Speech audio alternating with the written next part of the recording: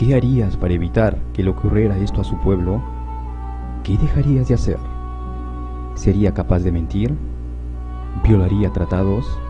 ¿Asesinaría a gente? ¿Dónde trazaría la línea?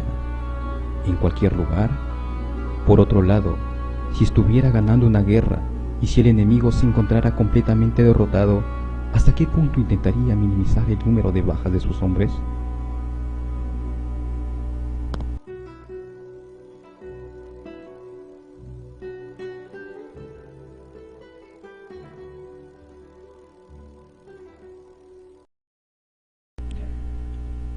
Maquiavelo tiene una concepción totalmente diferente de la sociedad humana.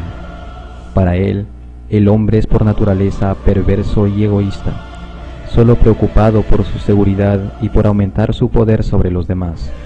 Solo un Estado fuerte, gobernado por un príncipe astuto y sin escrúpulos morales, puede garantizar un orden social justo que frene la violencia humana.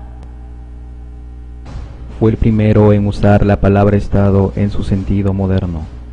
Algunos le atribuyen la invención de la dictadura moderna como expresión específicamente distinta de las antiguas formas de totalitarismo. Sus ideas políticas estaban impregnadas de sentido práctico y una visión realista de gobierno.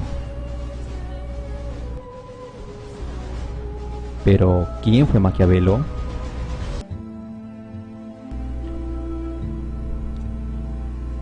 Maquiavelo nació el 3 de mayo de 1469 en Florencia, en el seno de una familia de clase media. Después de la caída de los Médicis, entra de modo oficial a la administración, como secretario de la señoría que precedía la segunda cancillería encargada de cuestiones militares del interior y del exterior. Desde esta época hasta 1512, que ocurre la restauración del gobierno de los Médicis, Maquiavelo cumple distintas misiones en Italia y en el exterior. Esto tiene como consecuencia la base de formación de su pensamiento político y militar. 1512 es un año de suma importancia en su vida, debido a que al volver de los Médicis al poder es acusado de conspiración y de ser el enemigo real y político y desterrado de la ciudad durante casi un año hasta que es comprobada su inocencia.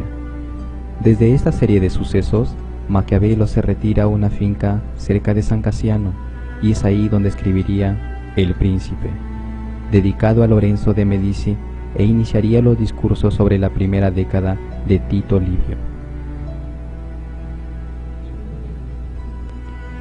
El contexto histórico-social de Maquiavelo transcurrió en 4 terrenos importantes.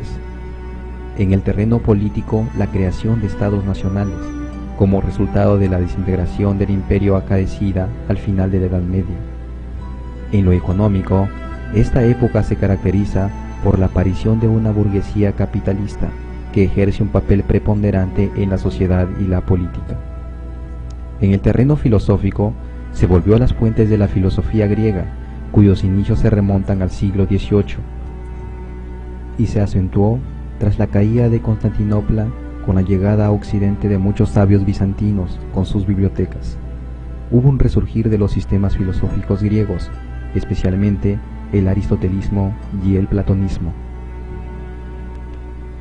Y en este último, Maquiavelo encontró a uno de sus más grandes contrincantes, Tomás Moro, quien escribió una novela filosófica llamada Utopía, que iba dirigida contra el ideal del gobierno despótico defendido por Maquiavelo. Finalmente, en el terreno religioso se produce la Reforma Protestante, con la rebelión de Lutero en 1517. Del lado católico se funda la Compañía de Jesús y con el Concilio de Trento se inicia la Contrarreforma.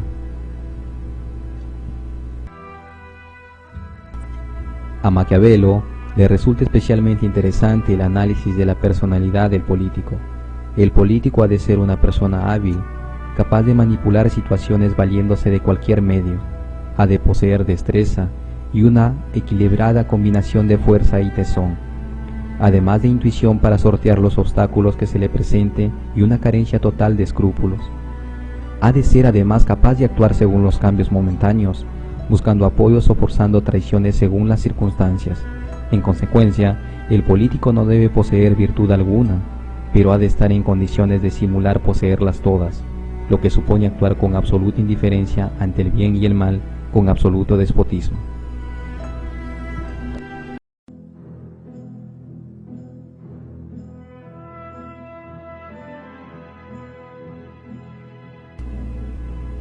El Príncipe no es otra cosa más que un manual para la conservación del poder a toda costa. Es ahí donde surge su famosa frase del fin justifica los medios. La principal preocupación de Maquiavelo en el texto es el ejercicio y la conservación del poder, y es aquí donde se origina la virtud política, que es el aprender a no ser bueno y utilizar todo esto en beneficio propio. Habla también de la relación que el gobernante debe tener con el ejército. Dice que el gobernante debe conocer el arte de la guerra, pues esto le servirá para obtener la estimación de sus soldados, conocer a su país y entender mejor su defensa.